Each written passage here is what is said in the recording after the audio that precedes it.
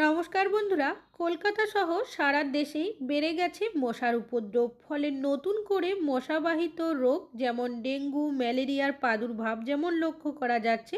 তবে ইচ্ছে করলেই কিন্তু মশা তাড়ানোর ঘরোয়া কিছু পদ্ধতি রয়েছে, যেগুলো প্রয়োগ করলে আমরা খুব সহজেই মশা বাড়ি থেকে তাড়িয়ে দিতে পারি।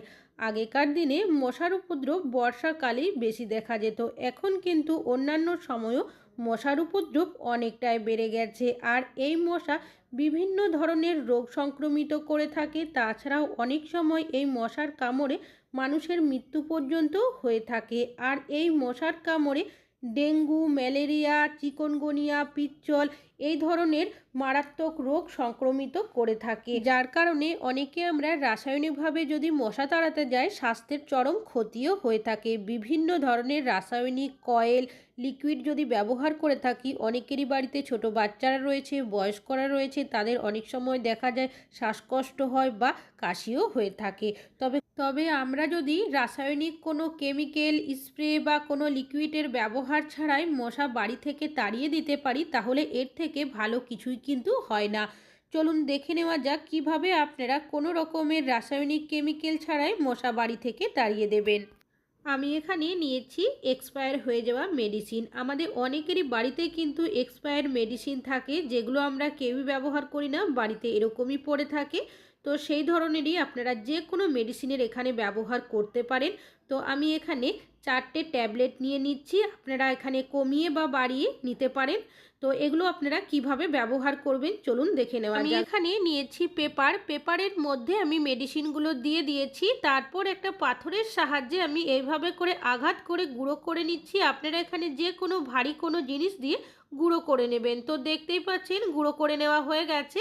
আর এটা কিন্তু দুটোভাবে ব্যবহার করব। তার আগে এই যে গুঁড়োটা তৈরি হলো সেটা একটা পাত্রের মধ্যে ঢেলে নিচ্ছি। তবে এমন পাত্রের ব্যবহার করবেন যেটা কোনো খাবার কাজে ব্যবহার করেন না।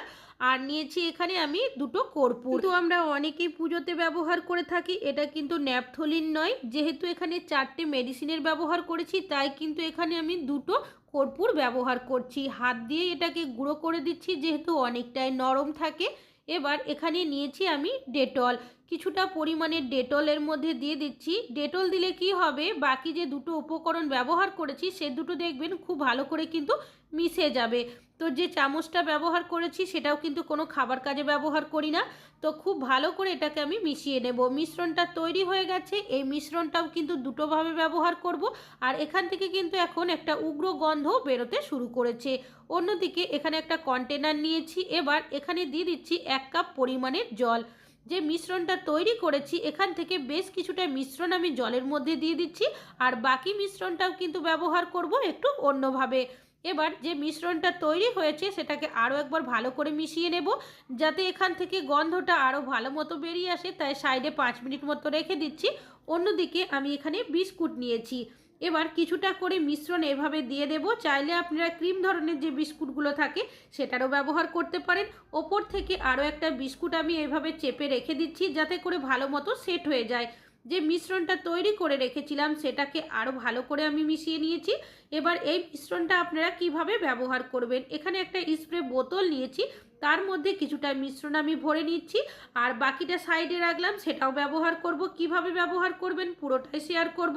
তো যে স্প্রে বোতলের মধ্যে মিশ্রণটা ভরেছি সেটা ব্যবহার করার আগে আপনারা একটু ভালো করে ঝাঁকিয়ে নেবেন, যাতে করে বাকি যে মেডিসিনের গুঁড়োটা থাকে সেটা খুব ভালো করে মিশে যায়। এটা কোথায় ব্যবহার করবেন, আমাদের যেখানে দরজা থাকে দরজার উল্টো সাইডে দেখবেন অনেক সময় মশারা লুকিয়ে বসে থাকে। দরজার যে কর্নার সাইডগুলো থাকে উল্টো সাইডের দিকে, সেখানে আপনারা এই সলিউশনটা এইভাবে স্প্রে করে দেবেন। যদি মশা বসে থাকে এর উগ্র গন্ধের কারণে দেখবেন সাথে সাথে এখান থেকে চলে যাবে। আর যদি না থাকে এই সলিউশনটা দেওয়ার কারণে এখানে কিন্তু মশারা কোনোভাবেই বসবে না। আমাদের যেখানে সোফা থাকে, খাট থাকে, তার তলার সাইডেও অনেক সময় মশা বসে থাকতে দেখা যায়। তো আপনারা কিছুটা সলিউশন এর নিচের সাইডে হোক কি খাটের সাইড করে বা সোফার সাইড করে যদি স্প্রে করে রাখতে পারেন, এর গন্ধের কারণে দেখবেন এখানেও কিন্তু মশা থাকবে না।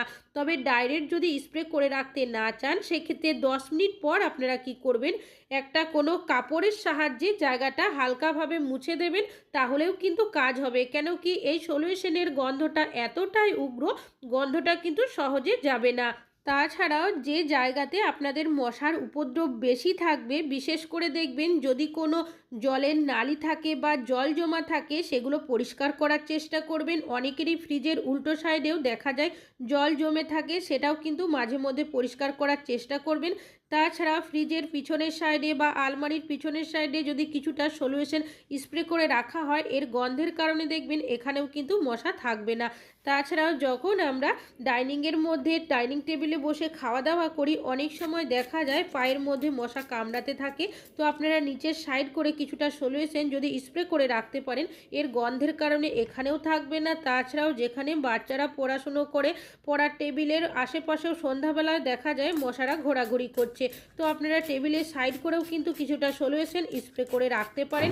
তাছাড়াও যেখানে আমাদের গ্যাসের সিলিন্ডার থাকে, তার নিচের সাইডেও অনেক সময় দেখা যায় মশা কিন্তু বসে থাকতে, তো কিছুটা সলিউশন যদি স্প্রে করতে পারেন, তাহলে দেখবেন যদি মশা থেকেও থাকে সাথে সাথেই চলে যাবে, আর যদি না থাকে এর গন্ধের কারণে মশারা কিন্তু বসবে না।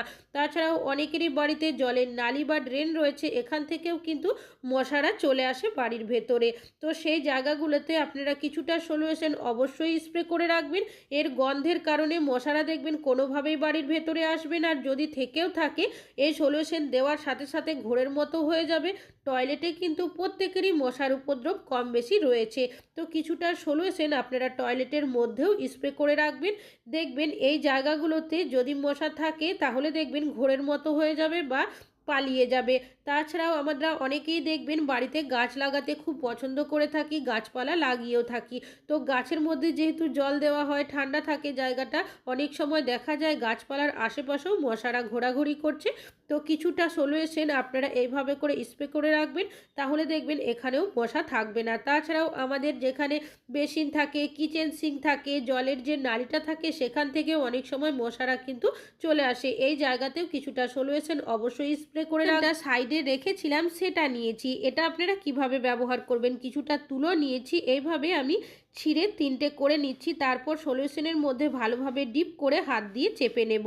আমাদের এমন অনেক জায়গা রয়েছে যেগুলোতে আমরা সলিউশনটা ডাইরেক্ট স্প্রে করতে পারি না, সেক্ষেত্রে আপনারা এই তুলোর বলগুলো দিয়ে রাখবেন। যেখানে মশলার ডিব্বা বা কৌটো রাখি, যদি সলিউশনটা স্প্রে করা হয় দেখবেন উগ্র গন্ধটা চারিদিকে হয়ে যাবে, সেক্ষেত্রে আপনারা এই জায়গাতে তুলোর বলগুলো দিয়ে রাখবেন। এর গন্ধের কারণে এখানেও মশা থাকবে না। কিচেনে যেহেতু নানা ধরনের জিনিসপত্র রাখা হয়, বাসনপত্র রাখা হয়, যদি আমরা সলিউশনটা স্প্রে করে দিই সেক্ষেত্রে বাসনের মধ্যেও গন্ধ হয়ে যাবে, বা কোনো কিছু খাবার দাবার থাকলে সেখানেও গন্ধ হয়ে যেতে পারে। তাই কিন্তু আমরা এই জায়গাগুলোতেও এই তুলোর বলগুলো দিয়ে রাখবো। মশার উপদ্রব অনেকটাই কম হয়ে যাবে। আমাদের অনেকেরই বাড়িতে মশা মাছির উপদ্রব যেমন অনেকটাই দেখা যায়, ঠিক সেরকমই অন্যান্য পোকামাকড়ও অনেক সময় দেখা যায় রাত্রেবেলা ঘোরাঘুরি করছে, বিশেষ করে আরশোলা, ইঁদুর। সেক্ষেত্রেও আপনারা একটা টিপস ফলো করতে পারেন, যে বিস্কুটটা রেডি করে রেখেছিলাম সেটা আপনারা কিচেনের সাইড করে গ্যাস ওভেনের ওপরে, গ্যাস ওভেনের নিচে এইভাবে রেখে দেবেন। তাছাড়াও ইঁদুর দেখবেন এই ধরনের বিস্কুট বা খাবার দাবার যেহেতু খেতে পছন্দ করে, বেশ কিছুটা খাবে, আর খাওয়ার সাথে সাথে দেখবেন ওরা কিন্তু এখান থেকেও চলে যাবে। তাছাড়াও বাসনপত্রের মধ্যেও দেখবেন অনেক সময় মশা বা মাছি বসে থাকতে দেখা যায়, সেক্ষেত্রেও যেখানে বাসনপত্র রাখবেন তার সাইড করে এই বিস্কুটটা রেখে দেবেন। এতে করে দেখবেন বাড়িতে কিন্তু মশা, মাছি, ইঁদুর কোনো কিছুই দেখতে পাবেন না।